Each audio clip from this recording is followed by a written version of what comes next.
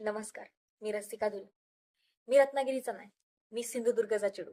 पण रत्नागिरी आमची अस, आमच्या कोकणाची असा. आणि कोकण म्हणजे माझो श्वास असा. मंडळी, सरकार म्हणता हा कोकणचो विकास करूचो. कसलो विकास? जो आधी आरे, तपवन, आरवली, मॅनग्रोव्ह सारखी जंगला तपवना झाडा तोडूचो प्रोजेक्ट हाडता आणि आता आमच्या कोकण उद्ध्वस्त करूक निघालो. जी विषारी कंपनी इथली प्रदूषण होता, विषबाधा होता म्हणून हाकलून लावल्यान, ती कंपनी माझ्या रत्नागिरीत कित्याक?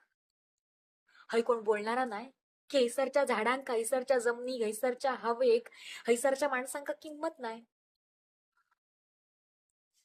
इटली म्हणाली ही विषारी कंपनी आमच्यासाठी धोकादायक असा. भारत सरकार काय म्हणता? चला कोकणात उभारूया.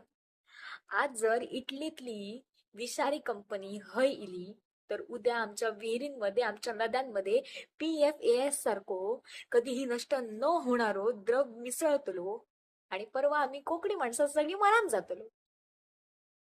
अरे तो कोकणी रानमाणूस जीव तोडून आरडान आरडान आपल्या कोकणाचा महत्व सांगता. त्याच्या व्हिडिओ फक्त लाईक ठोकून नाही जमाचा.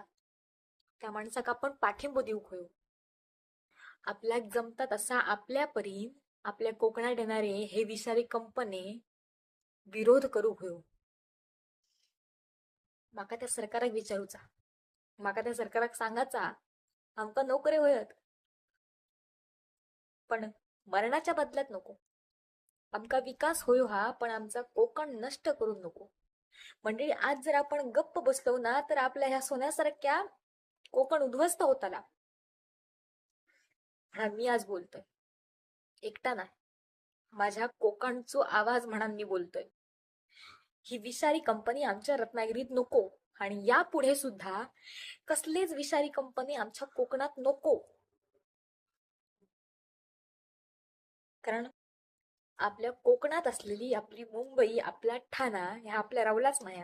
कोकण म्हणाल एखादा कोण ओळखणाच नाही. उद्या सकाळी आपल्या पूर्ण कोकण उद्ध्वस्त होत आला. नफो कमवणारे परदेशात जाऊन बसतले आणि या कंपन्यांमुळे जर विष विष तयार होताला ना तर आपल्याक खाऊन आपल्याकच मराव होया. सेव कोकण, जागे व्हा कोकणकर.